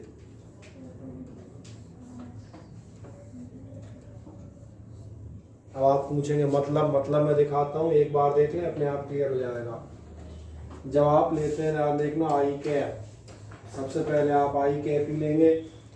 आई कैप लेंगे तो इस पर हाथ रखिएगा, ठीक। आई कैप गायब करोगे तो क्या मिलेंगे, ध्यान देखना, ये दोनों मिलेंगे। और ये दिख रहे होंगे मैंने क्रॉस प्रोडक्ट में लिए हैं, मैंने क्या लिया है A2 B3 और -B2 A3, या चाहे A3 B2 चाहे जैसा लिख दो, जो दिक्कत हो तो मैं तो एक B2 A3 लिख देता हूँ, कोई प्रॉब्लम नहीं। अब आएंगे आप जे पर, जे आप कैसा लेंगे। अब एक काम करें, जे को मन में दबाएं, जे गायब कर दें। जे गायब करोगे तो क्या होगा, जे हटा दो तो ये हो जाएगा A1 B3 और क्या हो जाएगा, दिखने लगा। तो बस अगली बार आप जे कैप के साथ बढ़ें और जे कैप के साथ आप लिखेंगे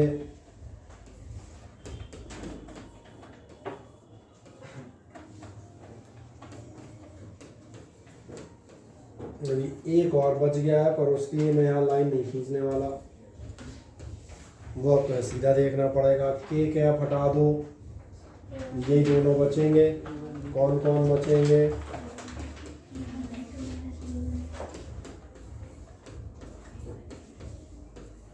क्या ये समझ में आता है, हाँ ना बताएं।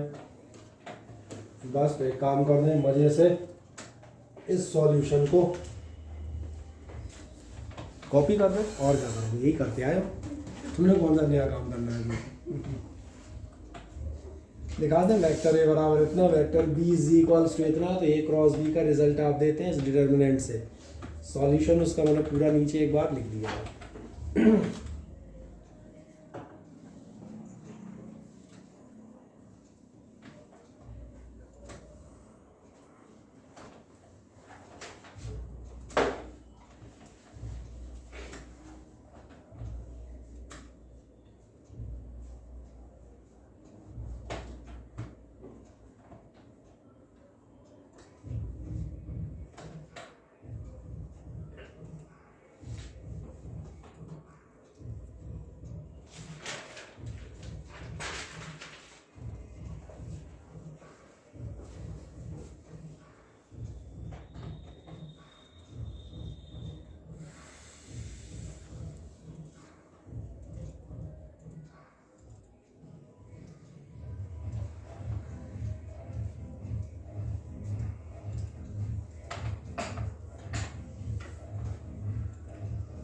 हो गया कंप्लीट।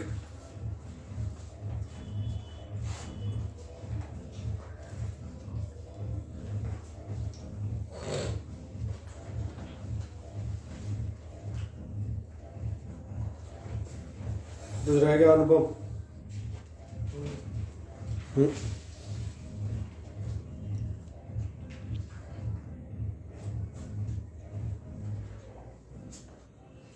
चल तो फिर इसके बाद हम जो है एक आध चीज और देखते हैं, ये क्या चल रहा है अपना।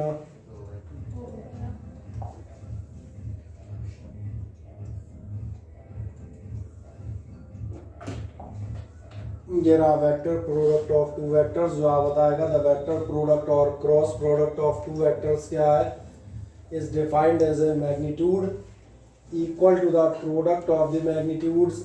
क्या होता है आपके, जिसका मैग्नीट्यूड इक्वल होगा प्रोडक्ट ऑफ मैग्नीट्यूड के, यानी कि आपका क्या हुआ ए बी, मैं यहाँ दिखा देता हूँ, प्रोडक्ट ऑफ मैग्नीट्यूड एंड इसके बाद क्या होगा sine of the angle between them, check करें क्या यही है, sine of the angle between them, और साथ में क्या होगा and direction perpendicular to the plane. तो कौन सा प्लेन निकला, ए एन वाला, मैंने कहा perpendicular to the plane containing the two vectors. और आगे पूछेगा परपेंडिकुलर टू द प्लेन इधर कि उधर, तो उसका भी जवाब दे देंगे इन अकॉर्डेंस विद, क्या वे समझ आ जाता है कंप्लीटली। आपका जो लैंग्वेज होगी वो आपसे कहेगी कि आपका ए क्रॉस बी क्या है, मैग्नीट्यूड का, दोनों मैग्नीट्यूड का प्रोडक्ट, साथ में sine of the angle between them और direction perpendicular to the plane of paper और accordance with the right handed screw rule. अब ये समझ में आते हैं, तो ये फॉर्मूला वैसे दिख गया, बढ़िया। अब एक नेक्स्ट चले आए, the direction of vector A cross vector B, यानी वेक्टर सी हमने मान लिया, ए क्रॉस बी का टोटल कितना आया, सी आया। क्या कह रहा है, is perpendicular to the plane containing vectors. क्या ये बात सही है, जब मैं आपको पीछे भी दिखा चुका था कि ए और बी यहाँ होंगे तो सी कहाँ भागेगा, परपेंडिकुलर प्लेन में जाएगा, ठीक। And in the sense of advance of right handed screw, किस डायरेक्शन में जाएगा, राइट हैंडेड स्क्रू जिस डायरेक्शन में एडवांस होगा यानी कि बढ़ेगा। और कैसे जाएगा कि आपने फ्रॉम ए टू बी इसको घुमाया हो, ए टू बी मतलब जिसको हमने कहा था ऑर्डर ऑफ वेक्टर, अगर ए क्रॉस बी ले रहे होगे तो ए टू बी घुमाओगे, और बी क्रॉस ए ले रहे होगे तो बी टू ए घुमाओगे, बढ़िया। थ्रू द स्मॉलर एंगल दस if A right handed screw whose axis is perpendicular to the plane is rotated from A to B, ये आपको सामने दिखाया है कि अगर आप एक स्क्रू जो है जहाँ ए और बी वेक्टर है उनके डायरेक्शन में घुमाओगे तो ऊपर जाएगा कि कहाँ जाएगा, तो मुझे लग रहा है ये आपको मालूम है अपवर्ड डाउनवर्ड वाला, तो इसको बहुत ज़्यादा कोई समझाने की आवश्यकता नहीं पड़ेगी। अब आपको एक आध प्रॉपर्टी बता देते हैं। पहली चीज़ क्या चीज़ बताएगा, vector product of any two vectors is always a vector perpendicular to the plane। यहाँ पे इतनी देर से यही पढ़ रहे हैं, ठीक है। और कैसा होगा, vector product of two vectors is not commutative। commutative याद है कि भूल गए, commutative मैंने कहा था 2 3 जा भी 6 होते हैं और 3 2 जा भी 6 होते हैं, लेकिन वेक्टर्स में दिक्कत है। वेक्टर 2 क्रॉस वेक्टर 3 अगर वेक्टर 6 है तो वेक्टर 3 क्रॉस वेक्टर 2 कितना होगा, -6। वेरी गुड, मेरा प्रश्न समझ में आता है बाकी लोगों को। मैंने कहा था अगर वेक्टर 2 क्रॉस वेक्टर 3 और मैं मान लेता हूँ लेट इट बी वेक्टर 6, तो एक मजेदार बात है, वेक्टर 3 क्रॉस वेक्टर 2 ये आपका कितना आएगा, क्योंकि अभी हमने यही प्रूव किया था दोनों जस्ट अपोजिट होंगे, तो एक कम्यूटेटिव नहीं है, यानी ये दोनों आपस में इक्वल नहीं है। ये लिखा है here is wrongly to note, ये कहना बिल्कुल घोर गलत है कि ये आपके बराबर होंगे, इनके केवल और केवल क्या बराबर होंगे, मॉड। मॉड मतलब ए बी साइन थीटा है ना, वैल्यू 6 और 6 बराबर होंगी, डायरेक्शन आप देखेंगे दोनों के अपोजिट जा रहे होंगे, बढ़िया। तो ये लिखा है magnitudes are equal but directions are opposite. बाकी ये तो दिख रहा होगा, ब्रैकेट में दिया हो तो आप उनको जो है डिस्ट्रीब्यूट कर सकते हैं। एक आध प्रॉपर्टी और बताते हैं, ये साइन थीटा वाला भी बताएंगे, अभी इन पे डिटेल में अलग से चलते हैं। एक ये आप देख लें, ये भी आप कर रहे थे in terms of component, I A X A Y दिए होंगे, देखेंगे ध्यान से आई के साथ क्या आएगा, ए वाई बी जेड दिख रहा है,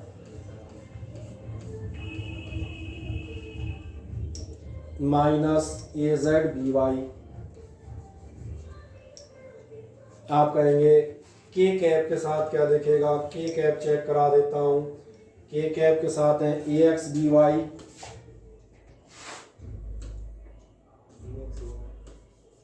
ठीक है, और फिर क्या हो जाएंगे बी एक्स ए वाई। तो मैंने 2 चेक करा दी। अभी आपने 1 2 3 के फॉर्म में लिखे, एक ही बात है। ये जनरली समझ में आते हैं, बढ़िया। अब इसके बाद जो है कुछ छोटे छोटे काम कर लेते हैं, पिद्दी से सवाल कर लेते हैं। एक छोटा सवाल लिख दो, वेक्टर ए बराबर 4i minus 5j plus 6k।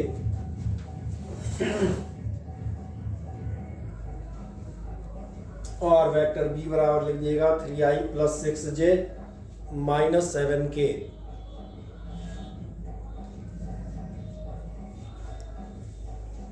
सही है। क्या फाइंड आउट करना है?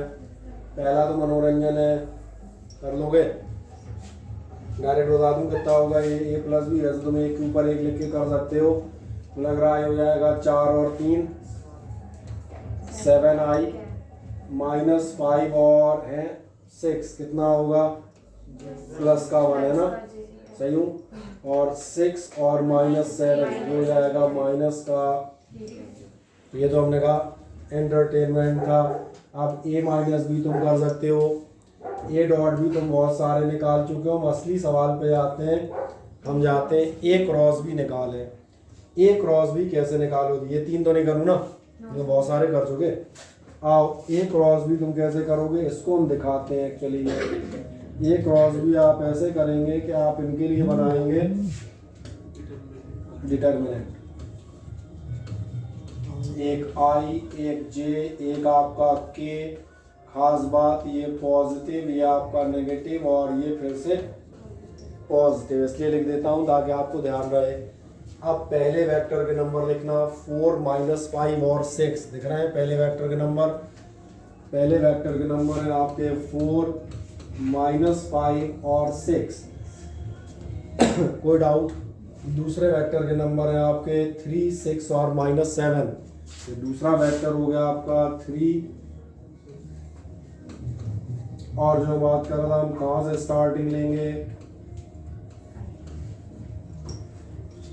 ठीक, आ जाओ। सबसे पहले आप बताएंगे, सबसे पहले आई कैप।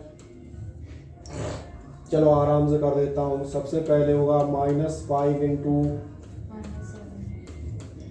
ठीक है, बाकी एक दो बार कर लेना, डायरेक्ट कर लेना भैया। 5 7 35 डायरेक्ट ही आ जाते हैं, पर यहाँ लिख के दिखा रहा हूँ ताकि आप समझ में आ जाए। माइनस हो जाएगा 6 इंटू 6, ऐसे आप जाएंगे माइनस जे कैप। जे कैप को अगर बंद करो तो कितना होगा? 4 इंटू माइनस 7 माइनस 6 इंटू 3। चलो के कैप शायद यहाँ आ जाए, है ना। 4 इंटू 6 और 3 इंटू माइनस 5, सही है।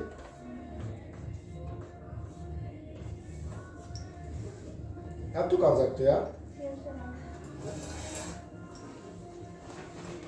कर दे मजे से। केवल एक बार मुझे पूरा पैटर्न दिखाना था, इसमें दिखा दिया मजे से।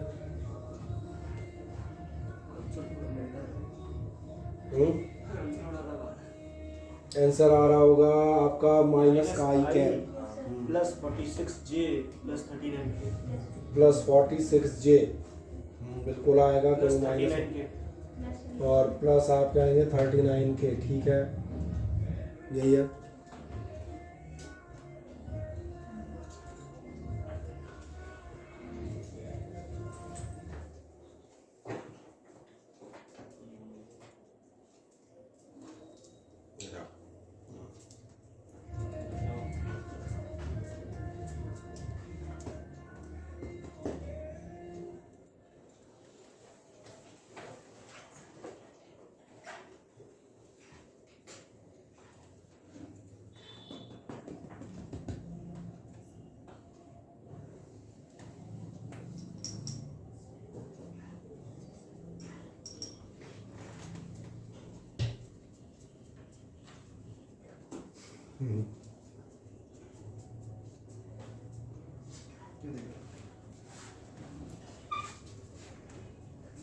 क्या निकल आया? बाकी कंप्लीट कर दिया सभी ने, बढ़िया। एक और नेक्स्ट देख लें। Show that these vectors are parallel to each other. चलो पैरेलल को मैं शो कर देता हूँ। एंगल पैरेलल के लिए एक छोटी चीज़ बता देता हूँ, वैसे ध्यान देखना ऊपर ही बता देते हैं। क्या आपको ध्यान है आपका साइन है वो cos 90 0 होता था, तो जब आप vector A dot vector B का डॉट करते थे अगर बीच का एंगल 90 होगा तो टोटल 0 हो जाएगा। ऐसे ही साइन थीटा में ध्यान है 0 कब आता है, साइन 0। इसका मतलब अगर आप अगर आप क्रॉस प्रोडक्ट 0 कर देंगे तो क्रॉस प्रोडक्ट 0 होने का मतलब है कि उनके बीच का एंगल 0 डिग्री है। 0 यानी याद होगा सेम डायरेक्शन यानी कि पैरेलल। तो जैसे ये क्वेश्चन उसी से रिलेट करता है। ये क्वेश्चन कह रहा है आप शो करें ये पैरेलल है, कुछ मत करो, आप यहाँ निकालेंगे vector A cross vector B.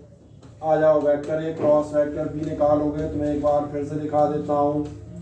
I cap J cap के कैप प्लस माइनस और प्लस नंबर लिख दो 1 - 5 और बस 1 - 5 ही है, और के की जगह तुम लिख देना 0। समझ आ गया? तो है नहीं ना।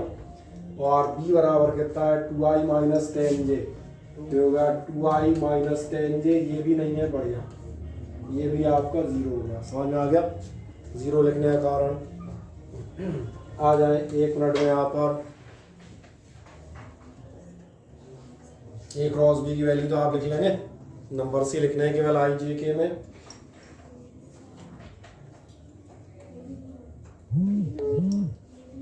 सही कह रहे हैं, कर दो आराम से। जैसे आप आई कैप आएंगे, आई कैप का ध्यान देखना कितना आएगा, ये और ये दोनों ही 0 आएंगे, यानी अपन इसको डायरेक्ट 0 लिख दें क्या। अब जरा जे कैप के साथ आ जाओ, जे कैप के साथ देखना ये और ये दोनों ही 0 आएंगे, डायरेक्ट ही देख रहे हैं, ये भी 0। किसने कहा के कैप के साथ देख लो, तो ये भी 0 दिखा देता हूँ। एक बार -10 एक बार +10, चलो ज़्यादा लिख देता हूँ -10 +10 मतलब अल्टीमेट ये भी 0 है। सही कहा ना? तब कर लोगे, यानी इक्वल्स टू आप देखेंगे कितना आ रहा है। और बस अब एक लास्ट लाइन हमें यहाँ पर लिखनी पड़ेगी, हमें लिखना पड़ेगा as vector A cross vector B is equals to कितना है 0। ये इससे हमें क्या प्रूव होता है कि आपका वेक्टर ए पैरेलल है वेक्टर बी के। कर दें आराम से 2 लाइनों में।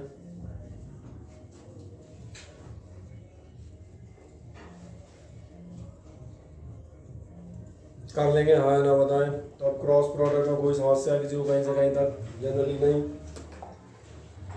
ठीक है। एक आध दो छोटे मोटे क्वेश्चन और होंगे 5-6 ऐसा ही है, पैरेलल है तो लैम्डा की वैल्यू निकालो। चलो इस क्वेश्चन को तुम होमवर्क के तौर पे लिख दो HW। क्या आप लिखेंगे इसमें, आप लिखिएगा vectors 2i + 3j - k and -4i, मैं बड़े बड़े लिख देता हूँ 2i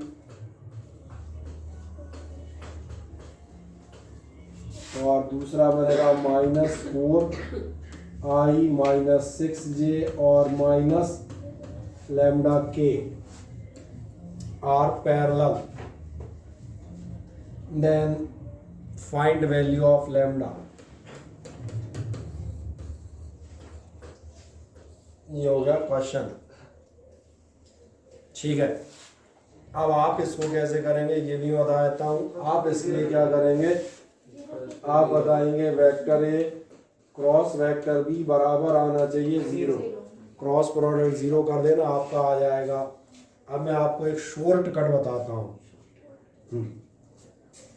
अगर आपको पैरेलल वेक्टर्स की डेफिनेशन याद हो, पैरेलल वेक्टर्स में हमने कहा था पैरेलल वेक्टर वो होते हैं जो सेम डायरेक्शन में होते हैं और पहला दूसरे का मल्टीपल होता है। मल्टीपल यानी 2 गुना 3 गुना 4 गुना जो भी हो। जैसे एग्जांपल देता हूँ, कोई 5 किलोमीटर नॉर्थ गया, अब कोई पैरेलल चल रहा है तो या तो 10 जाएगा या 15 जाएगा, जो भी जाए, समटाइम्स जाएगा। तो बड़े ध्यान देखो, समटाइम्स तो यहाँ भी हाल पता चल जाएंगे, ध्यान से इधर देखो। 2 2 जा 4 नहीं, 2 - 2 जा -4 नहीं आया समझ में? बस इतना ध्यान रखना। यानी ये क्या है, ये -2 जा, क्यों गलत लिखा है? -2 जा, देख लो 3 - 2 जा -6, तो -1 - 2 जा, -1 - 2 कितना आएगा? मेरी लैम्डा अपने आप निकल जाएगी। हाँ ऐसे कर सकते हो, दोनों का रेशियो निकालो। मैंने कहा डायरेक्ट ऐसे देख लो ना, कितने टाइम्स मल्टीप्लाई कर रहे हैं, खत्म कर दो, निकल आएंगे। तो ये मैंने कहा डायरेक्ट मेथड हो गया। बाकी इसको एग्जाम में मत यूज़ करना, नहीं तो इसमें नंबर कोई नहीं देगा। ये तो कहाँ इस्तेमाल हो सकता है, ऐसे क्वेश्चन में इस्तेमाल हो जाता है कि आपने उसको बता दिया हाल कितना है। बाकी आपने तौर पे जो आप कर रहे हैं उसमें आप बाकायदा उसको प्रेम पूर्वक क्रॉस प्रोडक्ट निकाल के दिखाइएगा, ठीक है ना। चलें और क्या होगा, ये अगर परपेंडिकुलर हो तो लैम्डा कितनी होगी ये आप खुद कर लेंगे। परपेंडिकुलर के केस के क्वेश्चन में करा चुका हूँ एन वाला, ये लैम्डा वाला है। और एक आध बस ये फोर्स वाला चलो हम कर देंगे, है ए बराबर इतना, बी बराबर इतना, तो मॉड ए क्रॉस बी बराबर बताएं, ये भी निकाल लोगे, ए क्रॉस भी निकाल लेना। मॉड निकालना याद है कि मॉड निकालना भूल गए? मॉड निकालने का मतलब होता है पहले का स्क्वायर प्लस दूसरे का स्क्वायर प्लस तीसरे का स्क्वायर। ये पहला दूसरा तीसरा कौन होते हैं? यानी मैं ये तो लिख दिया, कोई सोच रहा हो पहले का स्क्वायर दूसरे का स्क्वायर तीसरा कौन सा है, क्योंकि कई चीजें ध्यान रखनी पड़ती है। बढ़िया। ये area of the triangle O A B, ये भी आप निकाल सकते हैं। एरिया ऑफ ट्राइंगल कैसे निकाला जाता है बता देता हूँ। आपको क्या मालूम है एरिया ऑफ ट्राइंगल कितना होता है? Half base into height. बढ़िया। अब आप हाफ बेस इंटू हाइट मत पढ़िएगा, अब आप पढ़िएगा, मेरी बात समझ आ गई? ये सब मैंने कहा सिंपल सिंपल से क्वेश्चन है, तो इनको दे देंगे, एक आध कोई अगले टर्न में हम करा देंगे जो हमें ठीक लगा। बाकी मुझे नहीं लगता मुझे और कोई करना है, ठीक। इस ढंग से आपका वेक्टर अलजेब्रा यहाँ पर समाप्त होता है। अगले टर्न में पहले तो आप जो है टेस्ट देंगे। अरे रोहिणी तो पूछ रहा हूँ।